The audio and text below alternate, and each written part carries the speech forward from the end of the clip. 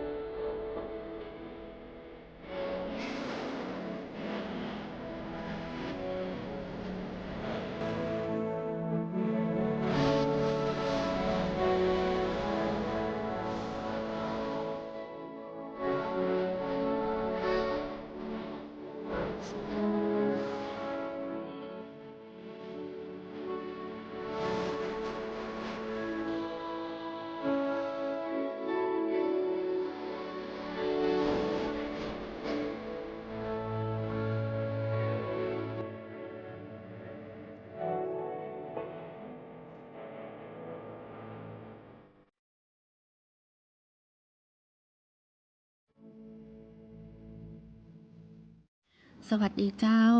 นำคุณผู้ฟังเข้าสู่รายการสื่อศิลป์ถิ่นล้านนา วันนี้เฮาปะกันวันจันทร์ที่27ตุลาคม 2568 เจ้าบ่าย2 โมงถึงบ่าย3 โมงที่เฮาปะกันเนาะว่าทางเพจของสวท.ลำปางกรมประชาสัมพันธ์หรือว่าคุณผู้ฟังที่ติดตามรับฟังต่างคลื่นปกติก็คือ FM 97 เมกะเฮิรตซ์วันนี้อยู่กับข้าเจ้าชุติการเหล่าชัยเจ้าวันนี้ขอถวายความอาลัยนะเจ้าต่อพระแม่ของแผ่นดินพระบรมราชชนนีพันปีหลวงนะเจ้าน้อมส่งเสด็จสู่สวรรคาลัย054-224-556 เจ้าคุณผู้ฟังอยากจะอูเอิญอะหยังนะที่อาจจะบะเกยบอกความในใจของตัวเก่าสามารถที่จะโทรมายัง054-224-556ได้เลยนะเจ้าเสียงจากประสบนิกรเจ้าไทยจังหวัดลำปางเนาะใครที่จะร่วมส่งความอาลัยตัดนี้เปิดพื้นที่ฮือนะเจ้า054-224-556 เจ้า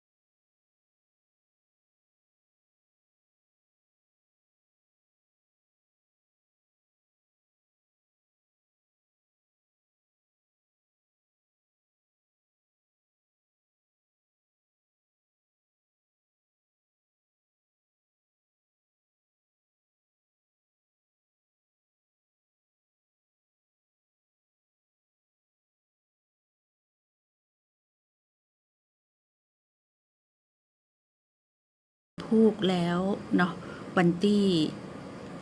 28ตุลาคมบดีลืมนะเจ้าในส่วนของสำนักงานพาณิชย์จังหวัดลำปางนะเจ้าที่จะเปิดพื้นที่เนาะการจำหน่ายเนื้อหมูสดคุณภาพดีราคาถูกนะเจ้าที่สวท.ลำปางบริเวณด้านหน้าตอนนี้ต่างสำนักงานพาณิชย์จังหวัดลำปางนะเจ้าก็มาดูสถานที่เตรียมพร้อมในการที่จะเปิดจุดจำหน่ายสุมาเจ้าเนื้อหมูในวันพุธที่สวท.ลำปางนะเจ้า10 โมงเป็นต้นไปเนาะกับการจำหน่ายเนื้อหมูคุณภาพดีหมูสดเป็นจัดมาเป็นชิ้นเลยชิ้นละ1 กิโลก็คือใครที่มาฮับบัตรคิววันพุธเนาะในการซื้อเนื้อหมูก็จะได้บัตรคิวก็คือ1 คนได้2 กิโลนะเจ้า2 กิโลในราคา100 บาทนะเจ้าบ่ได้มีการฝากคิวใดๆเนาะเพราะเปิ้นต้องการกระจายคือได้ถึงผู้บริโภคนักที่สุดในจำนวน1 ตันเนี่ยวันนั้นท่านพาณิชย์จังหวัดลำปางนะเจ้าได้มาร่วมในรายการ97เรดิโอก่อนที่จะถึงวันนี้หรือวันพุธนี่นะเจ้าเปิ้นก็บอกว่าอยากจะกระจายคือทั่วทุกบ้านเนาะถ้าถึง1 ตันเนี่ยก็ประมาณ500 ครัวเรือน500 คนนะเจ้าเอาเป็นว่ามารอแล้วก็ฮับบัตรคิวเนาะเชื่อว่าคนนักแน่ๆบริเวณสวท.ลำปางนี่ก็รองรับได้นักอะละนะในส่วนของผู้บริโภคเนาะพี่น้องประชาชนที่จะมารอคิวซื้อเนื้อหมูนะเจ้าตีต่างสำนักงานพาณิชย์จังหวัดลำปางร่วมกับสมาคมผู้เลี้ยงสุกรภาคเหนือเปิดจุดจำหน่ายนะเจ้าเนื้อหมู สดคุณภาพดีราคาถูกวันพุธเจ้า28ตุลาคม2568เวลา 10 โมงเป็นต้นไปเนอะตีสวทลำปางของเฮาเจ้าตอนนี้ต่างทีมงานสำนักงานพาณิชย์จังหวัดลำปางก็มาดูจุดที่จะตั้งเต็นท์เนาะในการจำหน่ายเรียบร้อยละนะเจ้า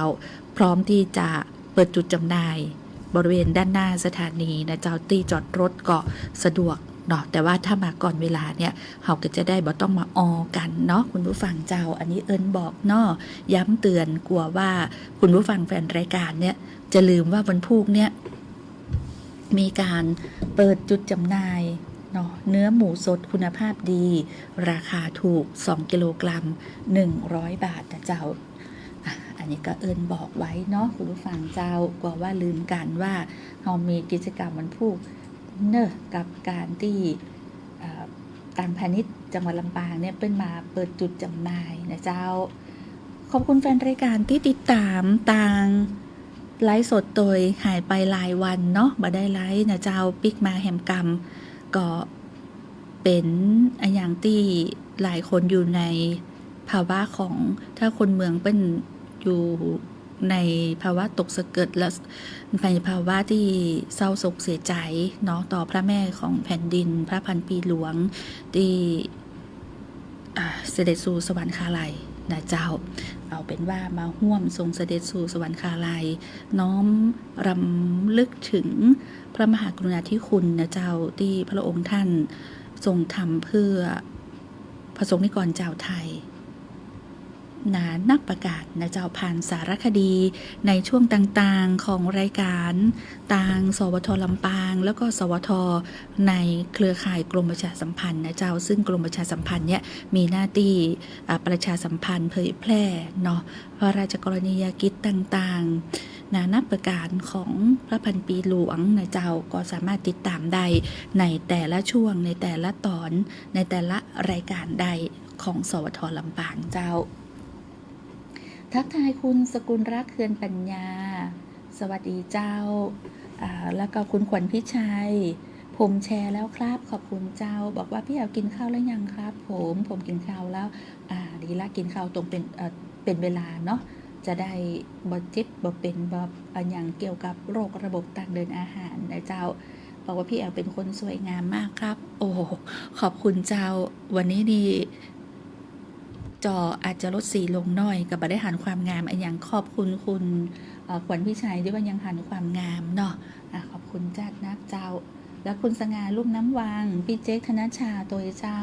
คุณสุเมธีนอคำคุณสุชาดาแก้วในนะเจ้าแล้วก็มีใครแหมคุณวิพัทราอเม้งเมืองรถม้าโดย ML นะเจ้าหลายท่านนะเจ้าที่ติดตามทาง Facebook Live เพจของสวทลำปางอยู่ในขณะนี้นะเจ้าเชื่อว่าหลายคนเศร้าโศกเสียใจเนาะอันนี้ก็ต้องอยู่บนพื้นฐานของสติโดยเนาะทุกคนอยู่ในภาวะที่โศกเศร้าเหมือนกันทั่วประเทศนะเจ้าเพราะฉะนั้นประคองสติถ้ายังบรรลุจากความโศกเศร้าดังนั้นเป็นเรื่องที่หลายคนเนี่ยแต่ละคนก็จะประเมินกันอยู่แล้วเนาะอันนี้ก็เป็นกำลังใจนะเจ้าก็ถ้าหากว่ามีปัญหาในเรื่องของต่างด้านจิตใจเนาะในส่วนของกระทรวงสาธารณสุขเตรียมทีมแพทย์นะเจ้าในเรื่องของการให้คำแนะนำเนาะในภาวะที่ทุกคนอยู่ในความโศกเศร้าในการสูญเสียและการจากไปในครั้งนี้เหมือนกันเจ้าสวทลำปาง FM 97 MHz ติดตามได้นะเจ้าติดตามได้ในบ่าย 2 โมงถึง 3 โมงนะเจ้าบ่าย 2 โมงถึง 3 โมงกับช่วงของสื่อศิลป์ถิ่นล้านนานะเจ้าตะวันนี้หลายคนได้ติดตามเนาะติดตามการถ่ายทอดสดเรื่องของการเจิญพระบรมศพและพระพิธีธรรมสวดพระพิธรรมพระบรมศพนะเจ้าสมเด็จพระนางเจ้าสิริกิติ์พระบรมราชินีนาถ พระบรมราชชนนีพันปีหลวงในช่วงตะวาเนาะมีการเคลื่อนพระบรมศพนะเจ้าตั้งแต่ช่วง3 โมงเช้าโดยประมาณเป็นต้นไปนะเจ้าในการเคลื่อนย้ายนะเจ้าจากโรงพยาบาลจุฬาลงกรณ์สภากาชาติไทยไปยังพระที่นั่งพิมานรัตยาในพระบรมมหาราชวังในช่วงตะวาก็ได้มีการถ่ายทอดสดนะเจ้าแล้วก็พิธีนะเจ้าพระพิธีธรรมสวดพระอภิธรรมพระบรมศพนะเจ้าก็ได้ติดตามกันไปในช่วงตะวาบอกว่าจะเป็นทางสถานีโทรทัศน์แห่งประเทศไทย NBT นะเจ้าหรือว่าทางออนไลน์ของกรมประชาสัมพันธ์เนาะแล้วก็มีตามสถานีวิทยุกระจายเสียงที่เขารับสัญญาณจากสวทกรุงเทพในเครือข่ายของกรมประชาสัมพันธ์นะเจ้าในช่วงตะวาก็เป็นบรรยากาศนะเจ้าก็สามารถติดตามรับชมบรรยากาศเนาะถ้าหากว่ามีการถ่ายทอดอันยังช่วงไหนเนี่ยค่ะก็จะนำมาอัพขึ้นเพจเพื่อได้ติดตามกันในส่วนของคุณผู้ฟังแฟนรายการประสบนิกรเจ้าไทยนะเจ้าก็ติดตามได้ทางเพจของสวทลำปางทั้ง2เพจหลักสวทลำปางกรมประชาสัมพันธ์แล้วก็แฮมเพจหนึ่งคือ FM 97 สวทลำปางเจ้าข่าวสารส่งต่อถึงคุณผู้ฟังนะเจ้าติดตามรับฟังได้ตั้งแต่ตี 5จนถึงเที่ยงคืนเนาะกับข้อมูลข่าวสารสาระประโยชน์แล้วก็ในเรื่องของกิจกรรมต่างๆนะเจ้าที่จะมีขึ้นเนาะอันนี้เขาก็จะบอกคือกับคุณผู้ฟังแฟนรายการได้ติดตามกันเจ้าในช่วงบ่าย 2 โมงจะเนาะแล้วก็อยู่ในช่วงของทุกคนก็อยู่ในความโศกเศร้าโศกเสียใจบทเพลงวันนี้ขออนุญาตเนาะเปิดเพลงแล้วก็อาจจะมีบางช่วงที่ขออนุญาตเปิดสารคดีนะของพระพันปีหลวงตุยนะเจ้า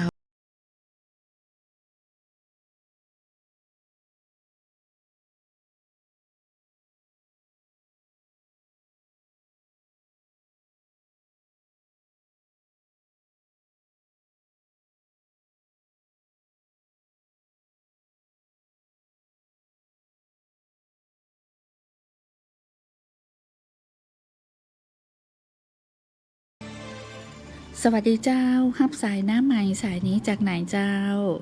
สวัสดีเจ้าคุณชุติการเป็นนายจุรีเจ้าชุติการเราชัยเจ้าคุณชุติการเจ้าใจเจ้าแม่พอข่าวตลอดเลยเจ้าจะว่าแม่ให้แม่เอ็นดูเป็นนะคุณชุติการเจ้าแม่จุลีเจ้าขอให้พระองค์สมเด็จเจ้าแม่พระหลวงจงเสด็จสู่สวรรคาลัยเถิดเจ้า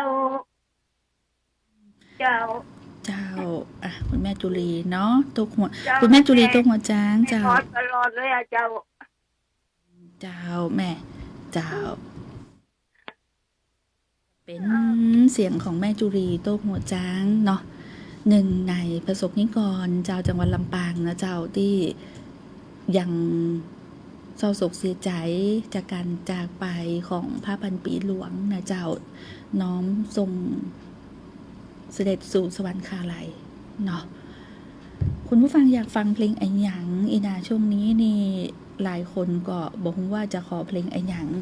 ก็บ่เป็นหยังเนาะเดี๋ยวจะส่งบทเพลงให้ได้ติดตามเนาะการที่จะเปิดบทเพลงอาจจะไม่ได้ตามใจคุณผู้ฟังเนาะบางท่านอาจจะขอบทเพลงในแนวที่จังหวะโวยเกินไปอีเนาะก็ต้องขอสุมาตัวถ้าไม่ได้เปิดให้อีนะก็เอาเป็นว่าจะส่งให้เนาะจะส่งให้เอาตามใจดีเจกะบัดใจเจ้าในช่วงนี้เนาะในช่วงที่เราอยู่ในความเศร้าโศกเสียใจเราจะไปเปิดบทเพลงที่ เป็นบทเพลงที่คุณผู้ฟังแนะนำมาอย่างแต่ก่อนนี่ในช่วงนี้ขอตะไว้ก่อนเนอะคุณผู้ฟังเจ้าเนาะฟังสบายๆในช่วงนี้ในช่วงของสื่อสินถิ่นล้านนาเจ้า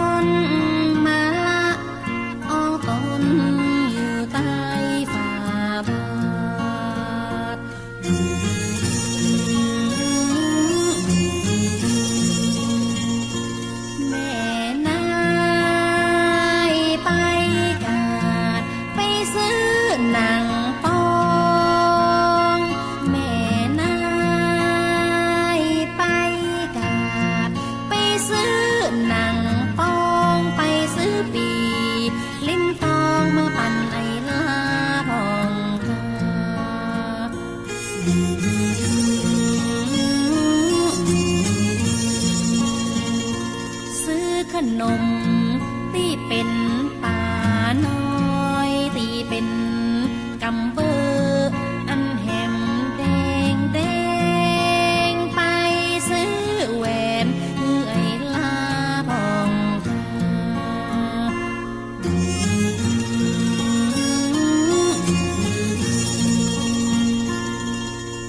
ลาพิงพิงลาพิงพิงแมงพิงตอมตาลับ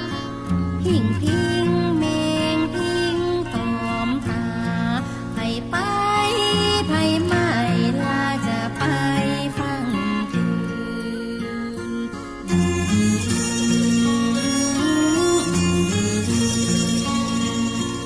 ลับบ่จืนใจบ่หวานลับบ่จืนใจยังบ่บานลับเต็มตาละเอ้ยจะไปตื่น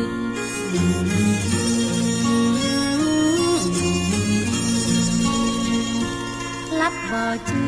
นลุกมาจังห่วงเหงาลับบ่จืนลุกมา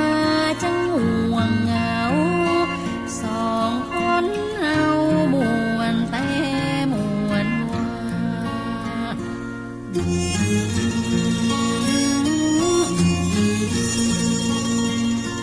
แม่นายไปกาดยังไปเมินแม่นายนอไปกาดยัง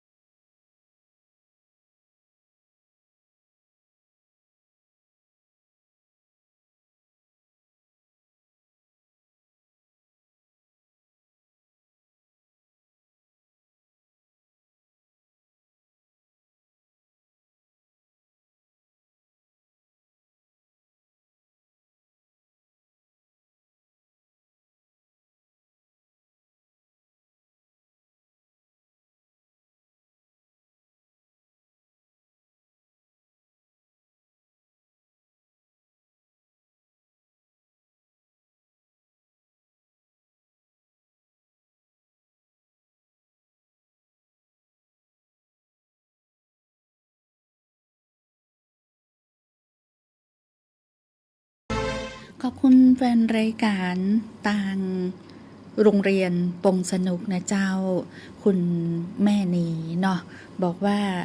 น้องแอลบทเพลงแรกที่เป็นบทเพลงเทิดพระเกียรติที่ขับร้องโดยคุณสุนทรี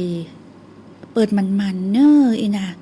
เพราะว่าในเนื้อเพลงเนี่ยบรรยายสิ่งที่พระองค์ท่านนะได้ทรงเป็นห้องว่าทำเพื่อคนไทยเนี่ยนานับประการในบทเพลงนั้นเลยนะเจ้าเป็นบทเพลงเทิดพระเกียรติของพระพันปีหลวงขับร้องโดยคุณสุนทรีเวชนนท์นะเจ้าบทเพลงแรกที่เปิดไปเนาะพูดถึงเรื่องของกำหนดการอย่างต่างๆนะเจ้าซึ่งตอนนี้ทางกรมศิลป์ก็เริ่มร่างแบบพระเมรุมาตรยึดตามโบราณราชประเพณีสวยงามสมพระเกียรติก็เริ่มบันทึกจดหมายเหตุ26ตุลาคม2568นะเจ้าซึ่งทางกรมศิลปากรเนี่ยเป็นก็ได้มีการร่างนะเจ้ามีการร่างแบบพระเมรุมาตรนะเจ้าแล้วก็ตามที่ต่างสำนักพระราชวังออกประกาศเรื่องของการถวายสักการะพระบรมศพสมเด็จพระนางเจ้าสิริกิติ์พระบรมราชินีนาถพระบรมราชชนนีพันปีหลวงนะเจ้าโดยได้รับพระราชทานพระบรมราชานุญาตให้ประชาชนทั่วไปเข้าถวายสักการะเบื้องหน้าพระฉายาลักษณ์ณศาลาสหไทยสมาคมในพระบรมมหาราชวังทุกวันตั้งแต่ 8 โมงเกิงจนถึง 4 โมงเริ่มวันนี้นะเจ้าคือ27ตุลาคม 2568 เป็นต้นไปเจ้าแล้วก็พร้อมจัดให้มีสมุดหลวงลงนามถวายความอาลัยสำหรับประชาชนผู้เข้าร่วมถวายสักการะตัวเองนะเจ้าขณะเดียวกันหน่วยงานภาครัฐก็ได้ร่วมกันอำนวยความสะดวกและก็เตรียมการพระราชพิธีถวายพระเพลิงพระบรมศพอย่างสมพระเกียรตินะเจ้าอย่างต่างกระทรวงดิจิทัลเพื่อเศรษฐกิจและสังคมหรือตัวย่อที่เขารู้จักกัน DES ก็ได้ติดตั้งและคือบริการฟรี Wi-Fi นะเจ้าแก่พี่น้องประชาชนในพื้นที่รอบพระบรมมหาราชวังรวมถึงสนับสนุนระบบอินเทอร์เน็ตแก่หน่วยงานที่ปฏิบัติภารกิจและจัดบริการถ่ายทอดสัญญาณภาพและเสียงพระพิธีธรรมสวดพระอภิธรรมและพระราชพิธีถวายพระเพลิงพระบรมศพตั้งแต่วันที่26ตุลาคม 2568 เป็นต้นไปทางด้านนางสาวซาบิดาไทยเศรษฐ์รัฐมนตรีว่าการกระทรวงวัฒนธรรมก็ได้ประชุมมอบหมายภารกิจแก่หน่วยงานในสังกัดเพื่อเตรียมการพิธีต่างศาสนาและพระราชพิธีถวายพระเพลิงพระบรมศพโดยต่างกรมการศาสนานิมนต์พระสงฆ์สดับปกรณ์วันละ4 สำรับสวดพระพิธรรมตลอดวันในช่วงเวลา 7 โมงเช้าถึง 3 ทุ่มณพระที่นั่งดุสิตมหาปราสาทต่างกรมศิลปากรก็รับผิดชอบการออกแบบพระเมรุมาตรและอาคารประกอบให้ถูกต้องตามราชประเพณีจัดทำจดหมายเหตุพระราชพิธีและหนังสือตีระลึกแก่ประชาชนทางด้านกรมส่งเสริมวัฒนธรรมประสานงานกับศิลปินแห่งชาติร่วมจัดกิจกรรมน้อมรำลึกในพระมหากรุณาธิคุณและสนับสนุนกิจกรรมจิตอาสาอำนวยความสะดวกประชาชนในงานพระราชพิธีทางด้านอธิบดีกรมศิลปากรนายพนมบุตรจันทรโชติได้มอบหมายให้ต่างสำนักสถาปัตยกรรมจัดทำร่างแบบพระเมรุมาตรและอาคารประกอบเบื้องต้นเพื่อเสนอขึ้นทุนเกล้าทุนกระหม่อมถวายพระบาทสมเด็จพระเจ้าอยู่หัวทรงพระกรุณาโปรดเกล้าโปรดกระหม่อมมีพระบรมราชวินิจฉัยพร้อมเริ่มบันทึกเหตุการณ์ตั้งแต่วันที่26ตุลาคม 2568 เป็นต้นไปด้านการดูแลสุขภาพจิตของประชาชนต่างด้านนายแพทย์กิติศักดิ์นะเจ้าอธิบดีกรมสุขภาพจิตก็ได้จัดเตรียม ทีม MCAT นะเจ้าลงพื้นที่ทั่วประเทศเพื่อให้การดูแลและการเยียวยาจิตใจของพี่น้องประชาชนในช่วงเวลาแห่งความสูญเสียนี้ หากว่าพี่น้องประชาชนรู้สึกเศร้าเสียใจ มีภาวะตุกใจสามารถขอรับคำปรึกษาได้ที่สายด่วนสุขภาพจิต 1323 ตลอด24ชั่วโมงเจ้า หรือว่าทางเว็บไซต์ของสุขภาพจิต .com ก็ได้ ขณะเดียวกันเจ้าทางด้านศาสตราจารย์ ดร.ณฤมลพินโยสินวัฒน์รัฐมนตรีว่าการกระทรวงศึกษาธิการนะเจ้าก็ได้ชี้แจงกรณีหนังสือด่วนที่สุดของกระทรวงศึกษาธิการที่ขอให้หน่วยงานในสังกัดและบุคลากรต่างการศึกษาไว้ตุกและงดจัดงานรื่นเริงเป็นเวลา1 ปีว่าหมายถึงเฉพาะงานสังสรรค์และกิจกรรมบันเทิงที่บ่เป็นทางการเจ้าส่วนกิจกรรมด้านการเรียนการสอนกิจกรรมเสริมหลักสูตรยังสามารถดำเนินการได้ตามปกติแต่ขอให้จัดอย่างเหมาะสมสุภาพสำรวมและแสดงความเคารพอย่างสูงสุดเจ้าอันนี้ก็เป็นรายละเอียดเนาะในเรื่องของการเริ่มร่างแบบพระเมรุมาตรนะเจ้ายึดตามโบราณราชประเพณีสมพระเกียรติสวยงามเจ้าแล้วก็ในหน่วยงานต่างๆที่รับผิดชอบในด้านต่างๆก็เริ่มดำเนินการเนาะตามรายละเอียดที่ได้อู้ไปนะเจ้าสื่อสินทินล้านนาสวทลำปาง FM 97 เมกะเฮิรตซ์เจ้า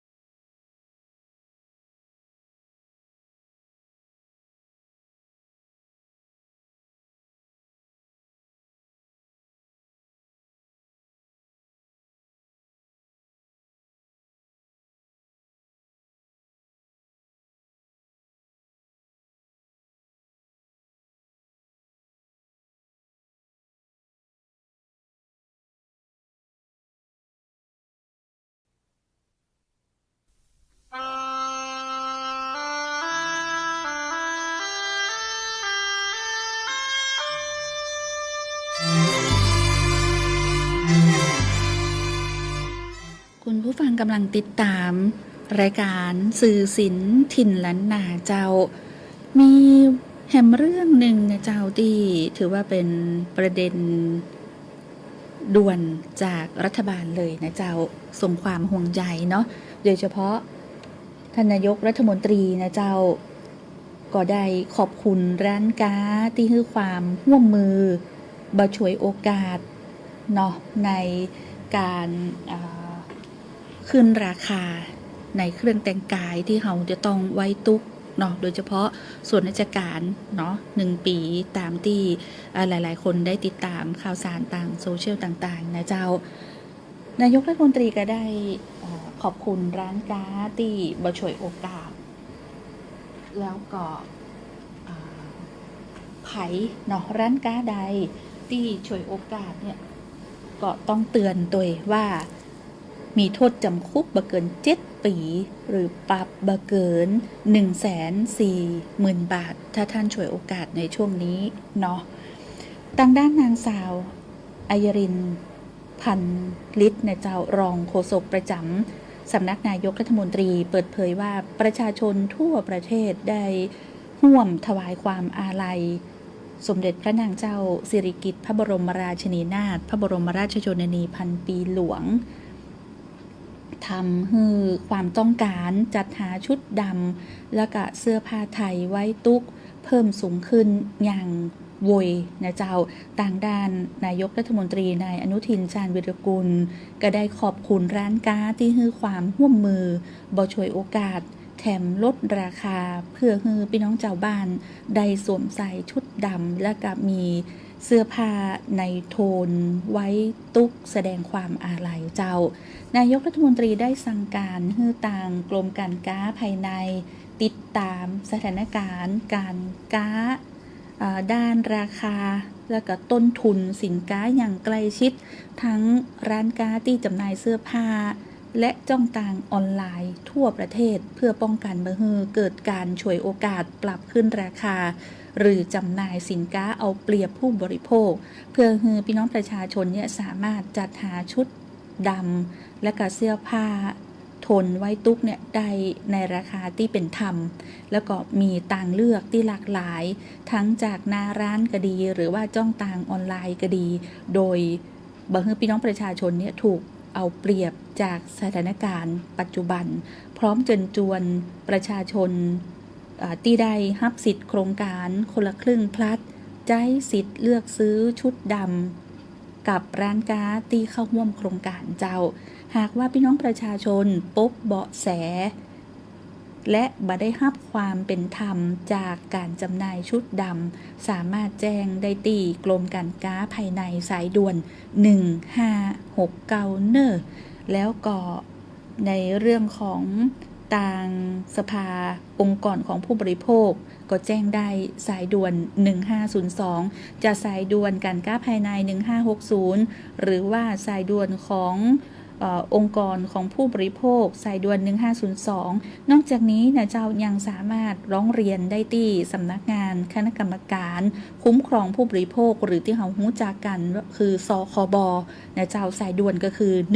1166ขอย้ำเตือนผู้ประกอบการและร้านค้าหากพบการกระทำผิดจะดำเนินคดีตามพระราชบัญญัติว่าด้วยราคาสินค้าและบริการพุทธศักราช2542ทันทีนะเจ้าโดยกรณีที่แบบปิดป้ายราคาอันเนี้ยมีโทษปรับบ่เกิน 10,000 บาทหากจำหน่ายในราคาที่สูงเกินสมควรหรือเอาเปรียบผู้บริโภคอันนี้มีโทษจำคุกบ่เกิน7 ปีหรือปรับบ่เกิน 140,000 บาทหรือทั้งจำทั้งปรับและกรณีกักตุนสินค้าเพื่อหวังผลกำไรมีโทษจำคุกบ่เกิน5 ปีหรือปรับบ่เกิน 100,000 บาทหรือทั้งจำทั้งปรับเจ้าอันนี้นายกรัฐมนตรีก็ได้ส่งความห่วงใยถึงพี่น้องประชาชนในเรื่องของร้านค้าที่จะเอารัดเอาเปรียบนะเจ้าก็มีข้อกฎหมายเนาะแล้วก็ได้ขอบคุณร้านค้าที่ให้ความร่วมมือบ่ช่วยโอกาสเนาะขึ้นราคาสินค้าโดยเฉพาะชุดไว้ตุกหรือว่าชุดดำนะเจ้าแล้วก็แฮมเบอร์ปอเนี่ยก็คือได้ ลดราคาให้กับพี่น้องประชาชนเนาะได้ห่วมไว้ตุกตะนีตุยนะเจ้าสื่อสินทินล้านนาเดินทางมาถึงช่วงท้ายของรายการในวันนี้แล้วเจ้าขอบพระคุณเจ้านักในการติดตามรับฟังวันพุธมารับฟังกันใหม่เนาะกับรายการสื่อสินทินล้านนาบ่าย2 โมงถึงบ่าย 3 โมงเจ้าวันนี้ขอบคุณเจ้านักสวัสดีเจ้า